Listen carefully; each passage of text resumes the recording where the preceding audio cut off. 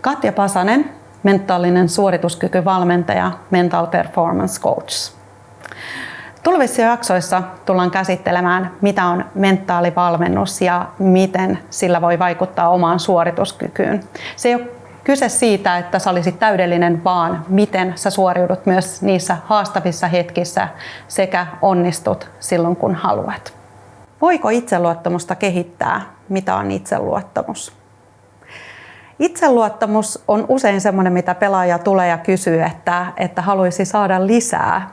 Ja sitten kun mietitään, että mistä itseluottamusta tulee, niin usein urheilija kokee, että se on onnistumisista. Ja kun se tulee onnistumista, niin miten me huomataan niitä onnistumisia sitten siinä arjessa ja sitä kautta niin lähdetään hakemaan sitä itseluottamusta, niin sehän sitten niin kuin vaatii pelaajalta sen, että hän ei keskity vain niihin asioihin, mitä pitää parantaa, vaan keskittyy siihen, että mitä siellä tekee jo hyvin, mitä hän osaa ja lähtee itsestään hakemaan sen luottamuksen siihen tekemiseen.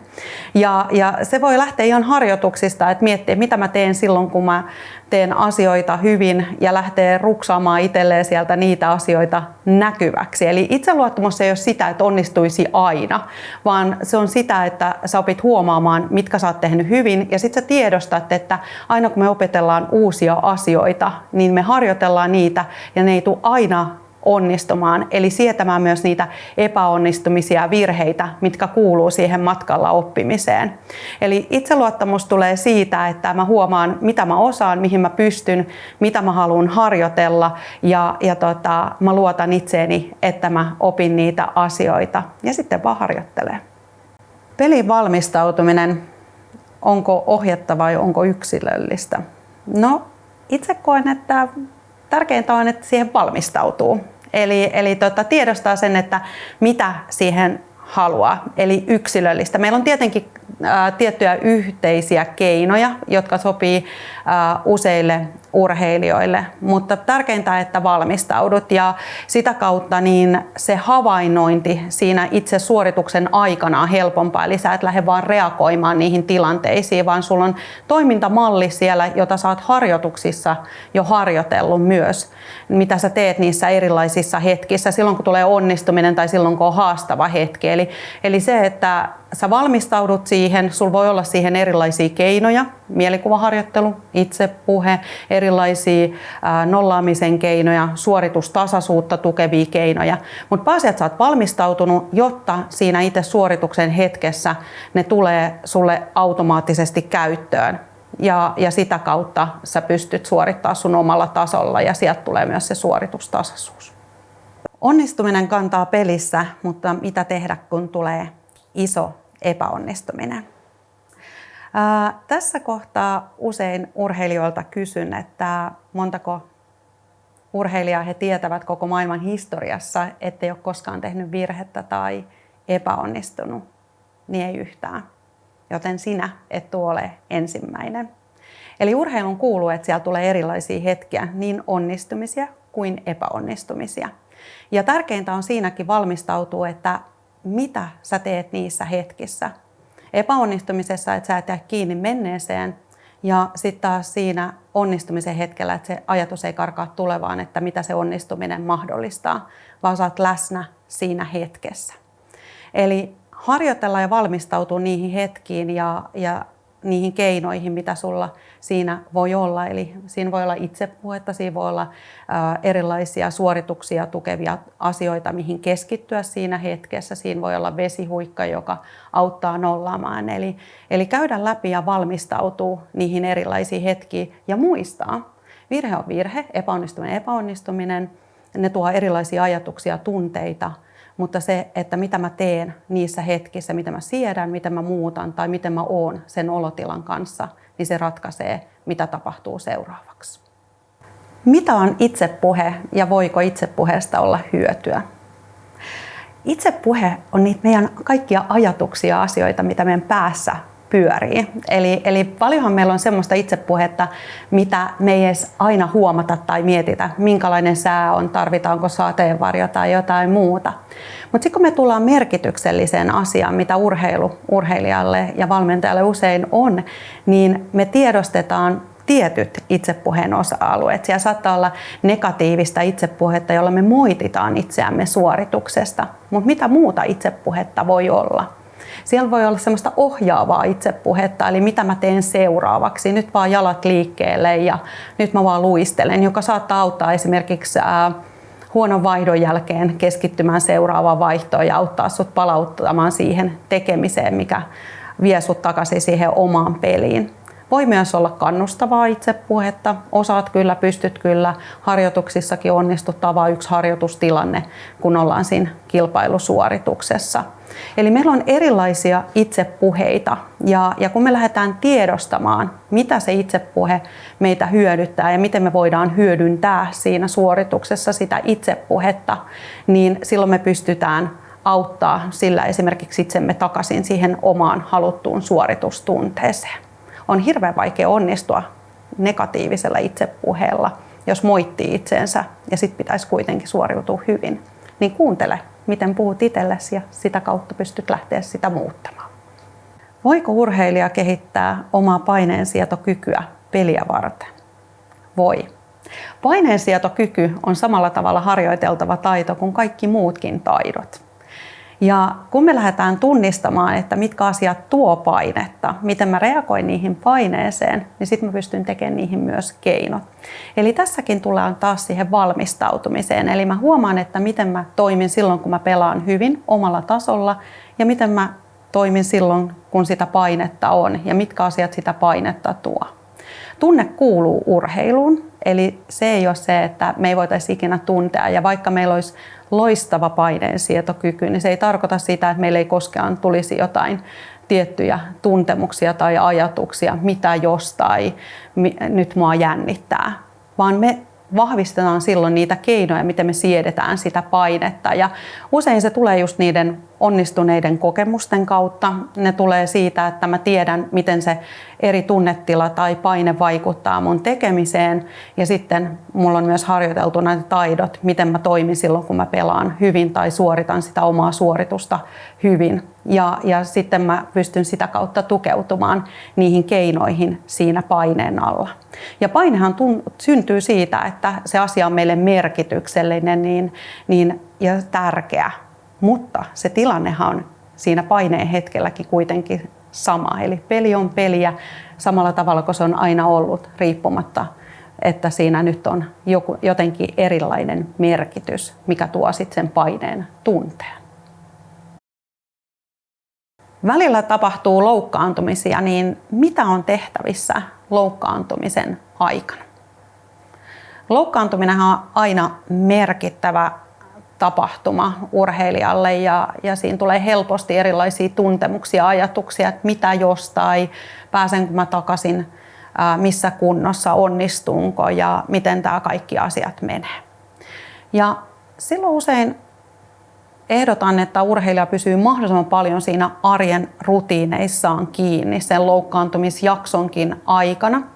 Ja siinä voi myös tarkastella, että mitä asioita mä voin kehittää tässä kohtaa, että jos mulla on vaikka yksi raaja loukkaantuneena, niin onko jotain muita asioita, mitä mä voin kehittää sen aikana, kun mä odotan sen loukkaantuneen vaivan kuntoutumista tai muuta. Ja siinä voi keskittyä niin mentaalisiin tai johonkin lajitaidon kehittämiseen tai jotain siinä, jos on joukkueurheilussa tai ympäristössä, mitä voi tehdä, johtajuutta tai erilaisia semmoisia asioita. Eli keskittyy niihin asioihin, mihin mä pystyn sillä hetkellä vaikuttamaan. Eli kun se loukkaantuminen tapahtuu, sitä tilannetta me ei voida muuttaa, mutta miten me käsitellään ja hyödynnetään se aika ja voidaan kasvaa myös siinä hetkessä eteenpäin, jotta me ollaan valmiimpia palaamaan.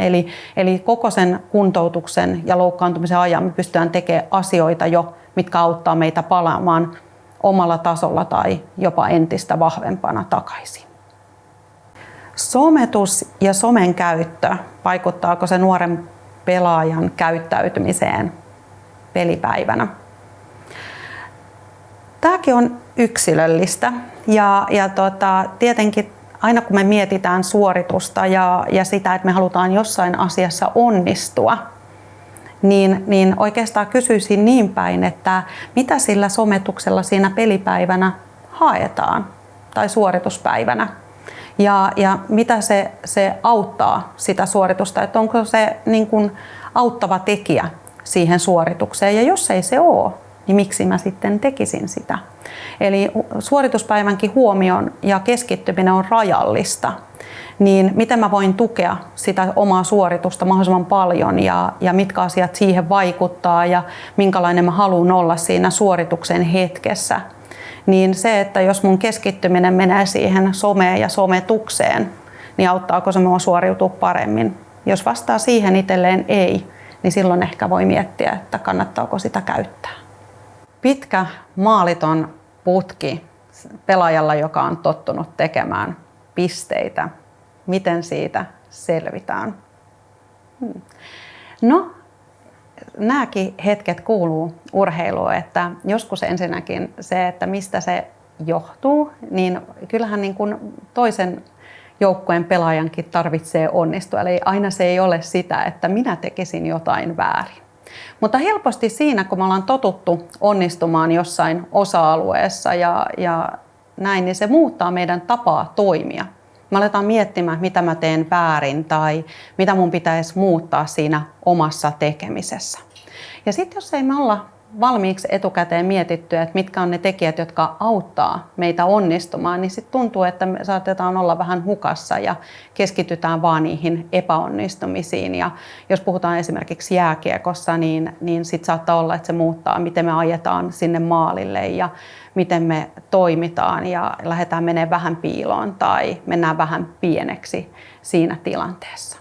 Mutta sitten kun meillä on mietitty, että mitä mä pelaan silloin, kun mä pelaan itse varmasti ja hyvin ja sillä omalla tasolla, niin me ajetaan sinne maalille ja meidän jalat liikkuu ja me ollaan näkyvillä ja siinä on ihan erilainen se tekeminen. Ja tämmöisessä tilanteessa sitten, kun se tunne muuttuu sitä suoritusta kohtaan, niin sitten voi poimia niistä hyvistä asioista 1-2 asiaa, jota lähtee työstämään ja tekemään joka vaihdossa. Ja se tuo taas takaisin sen oman pelitunteen ja suoritustunteen pikkuhiljaa. Myös se, että välillä urheilijat käyttää tässä kohtaa, että ne katsoo onnistumisia ja sitten muistaa, että olen mä aikaisemminkin niitä maaleja osannut tehdä, että eihän se taito ole mihinkään kadonnut, vaan se tilanne jostain syystä on tullut sellaiseksi, että joko vastustajan onnistumisesta tai siitä tilanteesta riippuen, että nyt tällä hetkellä se onnistuminen ei vaan tule siinä muodossaan sieltä. Eli tärkeintä on huomata ne asiat, mitä mä teen silloin, kun mä teen hyvin, tuoda niitä siihen hetkeen. Voi katsoa sieltä omista aiemmista onnistumisista niitä asioita, että miten silloin on toiminut ja mitkä sen on mahdollistanut ja luottaa ja uskoo itseensä siinäkin hetkessä käyttämällä erilaisia keinoja sitten, että millä niitä saa siinä esille, kuten itsepuhetta, onnistumisten huomaamista ja muita semmoisia luottamusta edistäviä. Miten vanhempi voi auttaa pelaajaa, jos oma tunne rupeaa viemään mukanaan? Ainahan me vanhemmat halutaan sen oman lapsen ja nuoren parasta.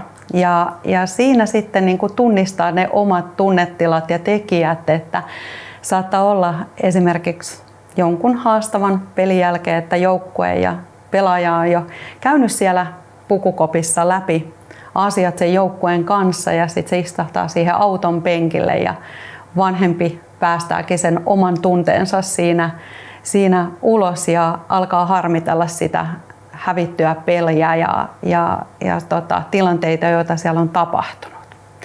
Niin oikeastaan siinä kohtaa vaan pysäyttäisin ja kysyisin, että kenen tunnetta ja tunnetilaa tässä käydään läpi ja mitä tällä halutaan niin kuin viestiä. Eli miksi toimin niin kuin toimin. Että kun halutaan sen oman lapsen ja urheilijan parasta, niin tunnistetaan niitä omia tunnetiloja myös ja sitten mehän pystytään aina lähteä myös harjoittelemaan asioita, että miten me haluttaisiin siinä tilanteessa käyttäytyä tai toimia ja miksi me halutaan toimia niin, että me pystytään tukemaan sitä meidän urheilijaa tai nuorta siinä tilanteessa mahdollisimman paljon. Kun niitä erilaisia hetkiä tulee ja erilaisia pelejä tulee sen kauden ja vuosien aikana, mitä se lapsi ja nuori harjoittelee, ja voidaan yhdessä sen lapsen ja nuoren kanssa myös sopia, että miten me yhdessä toimitaan näissä tilanteissa tai minkälaista tukea tai tapoja hän toivoisi siihen tilanteeseen saavan, ja sitä kautta pystytään myös yhdessä tukemaan toinen toisiamme. Niin kun tarkoitusperä on hyvä, niin sitten vaan pysähdytään ja mietitään, että miten me saadaan ne asiat esille, mitä me oikeasti halutaan siihen lapselle ja nuorelle tuoda, ja siitä kautta pystytään häntä mahdollisimman paljon tukea. Pelaajalla on tunne, että valmentaja ei vie joukkueessa eteenpäin.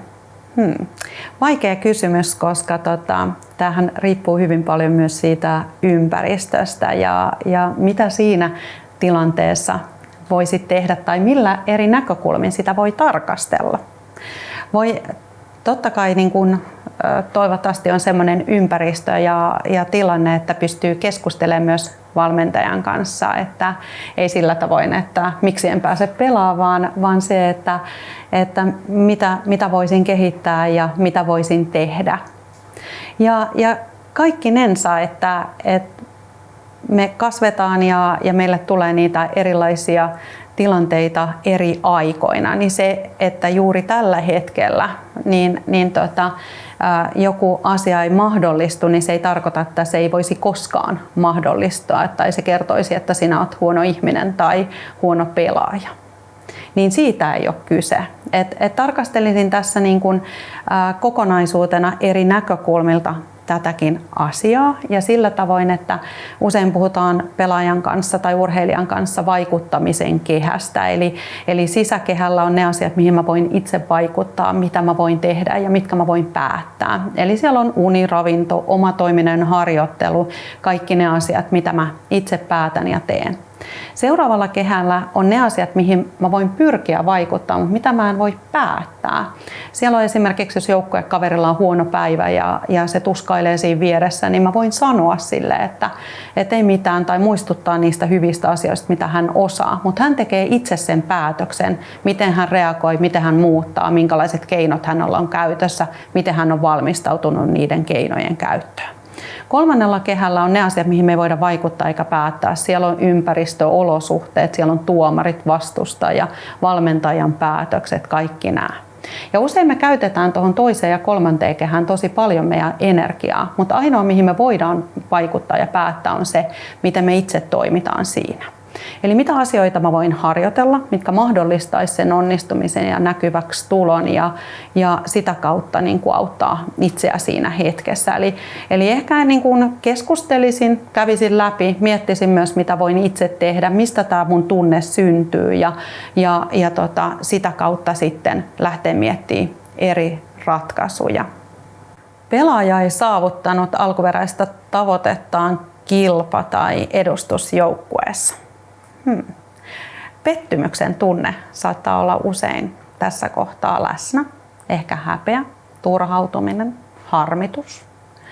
Ja sitten kun me lähdetäänkin tarkastelemaan sitä, että miksi, mitkä asiat siihen on vaikuttanut, aina ne ei välttämättä ole meille itselle ihan selkeitä, niin me voidaan kysyä niitä asioita, mutta sitten kun me tarkastellaan sitä myös sitä kautta, että mikä usein tuossa arjessa tulee vastaan, että me ollaan saatettu vaikka harjoitella sen edustusjoukkueen kanssa tai me ollaan saatettu harjoitella sen vanhemman ikäryhmän kautta ja sitten meidät siirretään siihen oman ikäisiin tai johonkin muuhun joukkueeseen pelaamaan sitä pelikautta tai kilpakautta. Niin kun me tarkastellaankin sitä, että mitä me voidaan hyötyä tästä, kun siihen on kuitenkin kilpaurheilussa joku syy ja taidot kasvaa tietyllä prosessilla ja tietyssä järjestyksessä, niin mitä se mahdollistaa, että mä pelaan siellä vaikka oman ikäisissä ja mitä mä voin siellä tehdä, mitä asioita mä voin harjoitella, kun se pelin tempo tai rytmi tulee siellä eri tavoin. Eli kun me lähdetään sitä tarkastelemaan eri näkökulmista, että mitä se mahdollistaa ja meillä on tästä niin kuin useita tarinoita, kuinka pelaaja on siitä sitten kasvanut ja mennyt eteenpäin ja saavuttanut enemmänkin kuin ne aikaisemmat tavoitteet. Niin just se, että ei ole kyse siitä, että mitä siinä tilanteessa niinkään tapahtuu, vaan miten me käsitellään se tilanne, mitä me tehdään sen tilanteen tapahtuneen jälkeen ja mitä me opitaan ja miten me kasvetaan siitä eteenpäin ja nähdään ne mahdollisuudet. Ja siihen kannattaa rakentaa itselleen vaikka ihan suunnitelma ja tavoitepolku, mitä lähdetään tuomaan ja harjoittelemaan siinä arjessa sitten myös tämän tapahtuneen jälkeen. Että se ei ole rangaistus eikä se kerro, minkälainen pelaaja olet, että tällä hetkellä et saavuttanut tavoitettasi vielä, mitä teet sen eteen, jotta se on mahdollinen tulevaisuudessa. Jokaisella loppuu pelaaminen joskus huipulla ja miten siitä muutoksesta selviää. Aina kun meillä on mahdollista, niin suosittelen, että urheilija valmistautuu siihen myös urheiluuran jälkeiseen arkeen mahdollisimman hyvin. Ja silloin niin kun käsitellään jo niitä asioita, että mitä muuta siellä arjessa on, kun se urheilu on aika semmoista suunnitelmallista ja se tulee usein vähän muualtakin, että mitä aina päivässä tapahtuu, niin mitä muuta siellä on sen urheilun ympärillä ja mitä muuta se urheilija on kuin se urheilija. Hän on paljon enemmänkin kuin se yksi suoritus tai yksi kilpailu tai yksi peli. Niin mitä muuta asioita siinä on merkityksellisiä siinä urheilun ympärillä. Ja näiden asioiden sanottaminen näkyväksi jo sen urheiluuran aikana, niin ne helpottaa myös siinä urheiluuralla, koska silloin huomaakin, että se yksi peli tai yksi suoritus on vain yksi peli tai yksi suoritus ja siinä asiassa on paljon tärkeitä asioita siinä elämässä ympärillä, niin se myös niin kuin sen haastavan hetken tuo vähän niin kuin helpommaksi käsitellä ja mahdollistaa niitä onnistumisia enemmän.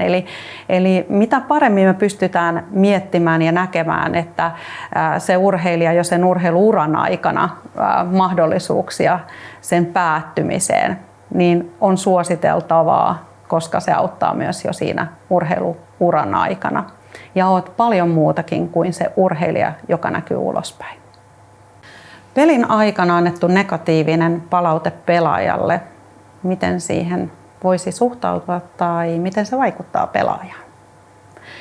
No, mitä korkeammalle urheillaan, niin totta kai palautetta tulee ja palautteen tarkoituksen perä sitten siinä niin kuin on ehkä se määrittävä tekijä. Ja se, että silloin kun me tehdään suoritusta, niin toki meidän keskittyminen on rajallinen ja muuta, niin palaute tulee olla silloin tosi selkeä ja suoraviivainen ja ohjata siihen toimintaan, mitä halutaan nähdä. Mutta se justiin, että ei ole kyse siitä, että voiko palautetta antaa, vaan juurikin se, että miten me annetaan se palaute, korjaavakin palaute siinä tilanteessa, koska myös silloin kun se suoritus on käynnissä ja peli on käynnissä, niin sen pelaajan on helpompi muuttaa sitä toimintaansa oikeaan suuntaan, kun se palaute tulee sen suorituksen aikana, eikä sitten vaikka jälkeenpäin, että siinä ensimmäisessä erässä ensimmäisellä minuutilla olisi pitänyt tehdä jotain toisin ja sitten on toistanut sitä virhettä kärjistetysti. Niin se, että mitä me halutaan sillä palautteella tuoda ja ohjata siihen haluttuun suuntaan se toiminta, niin se ehkä siinä palautteen annossa on se tärkein. Ja tietenkin nämä kaikki perustuu myös siihen luottamukseen, että nehän on niin kuin harjoiteltavia asioita, minkälainen se ilmapiiri ja ympäristö on, että se palaute siinä tulee ja miten niin kuin valmentaja ja urheilija tuntee toisensa ja minkälainen suhde heillä on, niin vaikuttaa myös siihen kokemukseen siitä palautteesta. Eli kyse ei ole niinkään siitä palautteesta, vaan minkälainen palaute annetaan ja miten se kuullaan, niin sen harjoittelu ja yhdessä sovittu tapa, niin se ehkä mahdollistaa sitten enemmän niitä onnistumisia. Valmentajan antama negatiivinen palaute huutamalla junioripelaajalle, miten se vaikuttaa? Me paljon valmentajakoulutuksissa puhutaan siitä, että minkälainen valmentaja haluaa olla, mitä valmentaminen on ja miten tuoda niitä haluttuja asioita esiin. Eli ei ole kyse siitä, että on vain yksi tapa valmentaa, vaan jokainen löytää sen oman tapansa.